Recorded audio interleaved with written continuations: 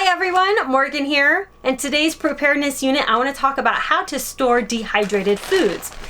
So with dehydrated foods, there's a couple different methods that you want to consider. First of all, these are dehydrated apples. I dehydrated this in my solar dehydrator, and this is not an ideal way to store it. If you're going to do it for like short term, and a Ziploc is fine. But if you want to do it for more long-term storage, putting it in a vacuum seal bag or putting it in a Mylar bag with an oxygen absorber, those are both the most ideal ways to store them. A lot of people might store them in some sort of mason jar, and then they might put an oxygen absorber in the mason jar. I'm not a huge fan of that simply because of the amount of light that is being let in to the mason jar. But just like with a vacuum seal bag where it's nice and clear, you want to make sure that you are keeping any of these foods in a dark place. If anything, in a dark place, in some sort of lockable container to keep it away from critters and insects, but in general in a dark place. Dehydrated foods generally have a max shelf life of about 10 years. And if you dehydrate at home, you really have to make sure that you are getting the most moisture out as possible.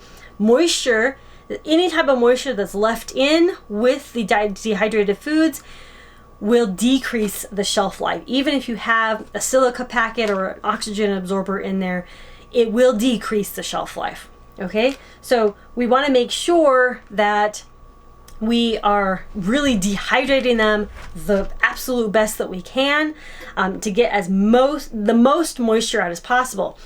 The best way to do that at home is to make sure that you have super thin slices and or the tiniest pieces. Thin slices or tiny pieces are the best. But if you get some thick pieces and it still feels kind of squishy or something, just eat it.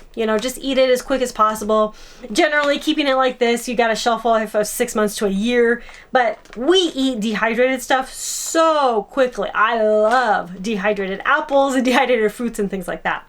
Speaking of dehydrated fruits, one of the things that you can do with dehydrated foods, like especially if you do it yourself, is you can dehydrate berries or really any type of fruit or vegetable. You can dehydrate it to the point in which they are crumbles almost, so you can cut them up into tiny itty bitty pieces, dehydrate them, and then you put them into a blender or a food processor and then make them into a powder.